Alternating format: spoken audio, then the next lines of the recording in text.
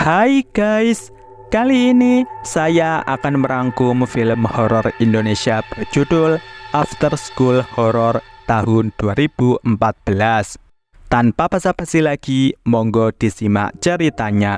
Namun sebelum lanjut, jangan lupa ditekan dulu like, komen, subscribe, serta share video ini sebanyak-banyaknya ya. Oke.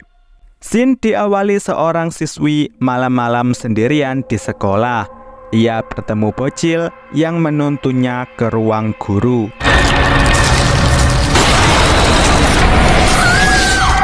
Film pun dimulai. Sejak saat itu, si siswi jadi gila. Diceritakan, bocil tersebut adalah anaknya ibu kantin yang tumbang setelah jatuh dari lantai 3. Kalau kalian ketemu sama anak itu, kalian jangan takut. Ini adalah bagian dari tes calon pengurus OSIS. Kakak-kakak OSIS menyusun rencana misi final, yaitu jurit malam di sebuah kamar mandi sekolah yang nggak pernah dibuka. Kalau kenapa-napa, gue nggak mau ikutan loh. Hari selanjutnya, calon pengurus OSIS dikumpulkan untuk mencari perbekalan sebelum menginjak misi final tersebut, yaitu bendera OSIS dan catatan kecil. Berbekal cahaya lilin, petualangan dimulai. Tentu saja ditemani si bocil berkeliaran dan sesekali menampakkan diri. Setelah ngacak-ngacak ruang guru, Sinta berhasil mendapatkan bendera OSIS.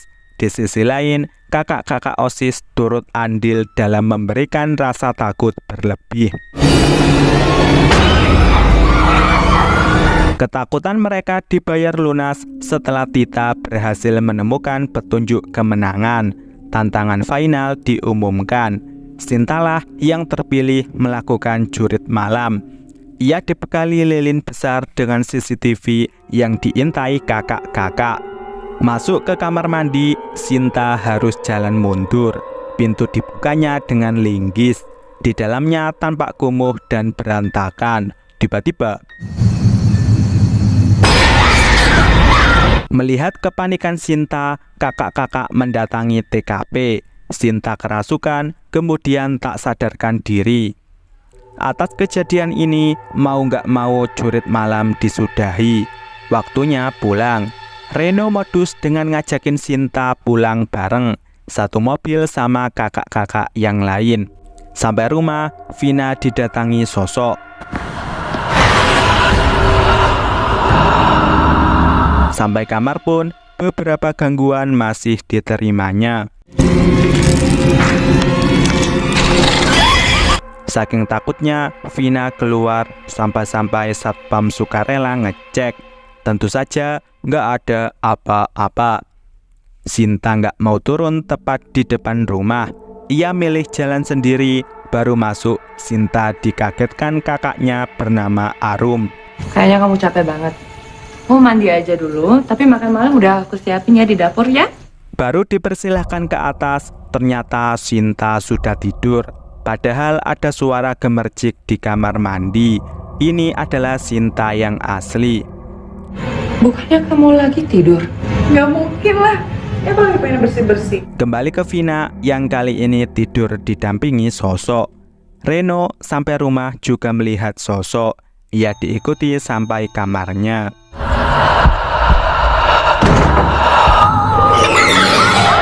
Giliran Andi yang sampai kamar.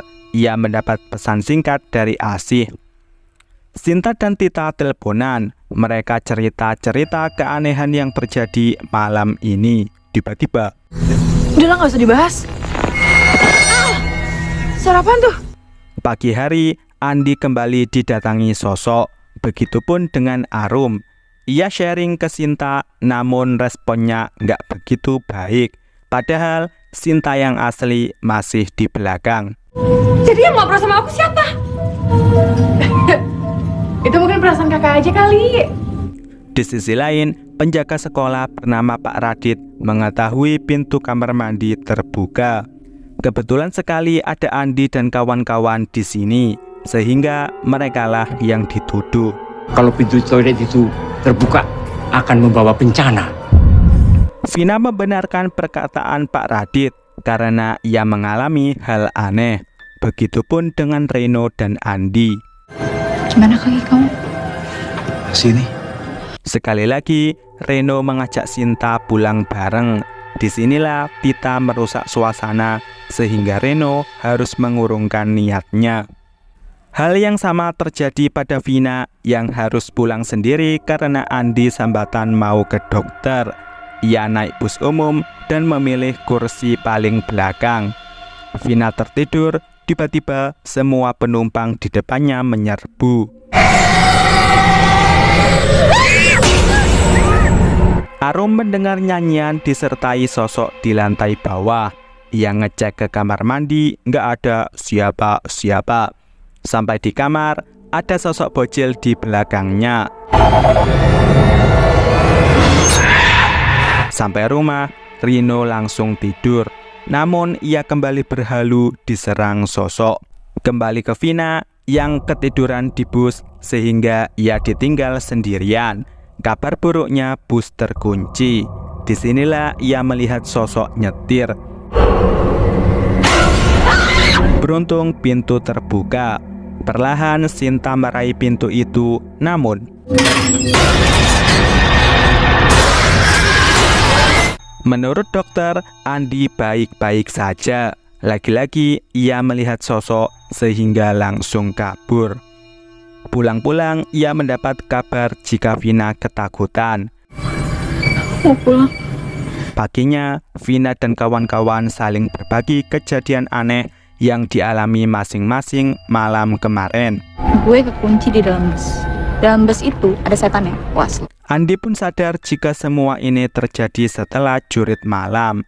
Malam hari pulang sekolah, Vina berhalu didatangi sosok dari berbagai arah. Itu hanya mimpi.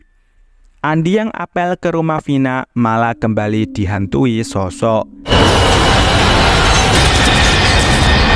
Pagi hari, Sinta terbangun oleh shower yang nyala sendiri. Itu bukan ulah Arum, bahkan ada sosok yang dilihat Sinta. Disinilah Sinta kerasukan.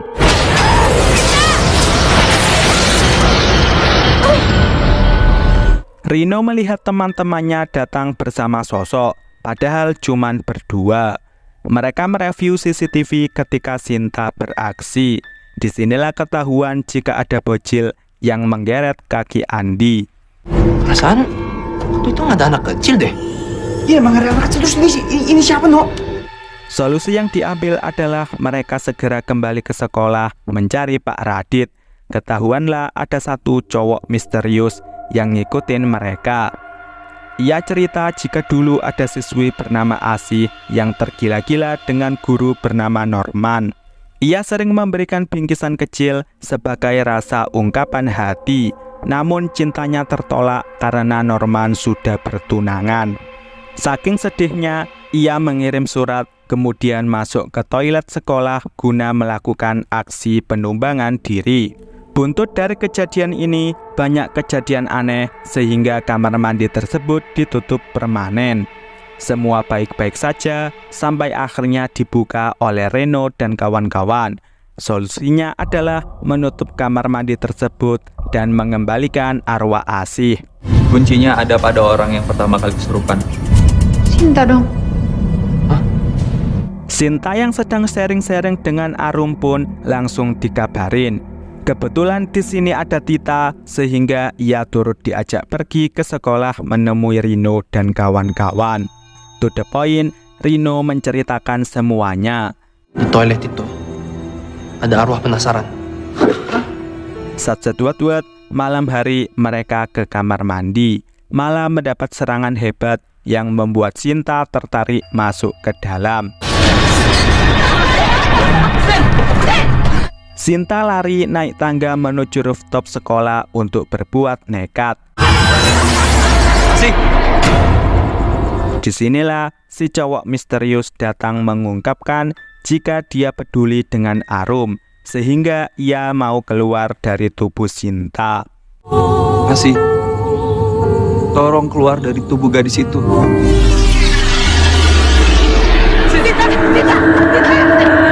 Di Diceritakan cowok misterius itu bernama Franz yang tumbang 5 tahun lalu setelah Asi menumbangkan diri.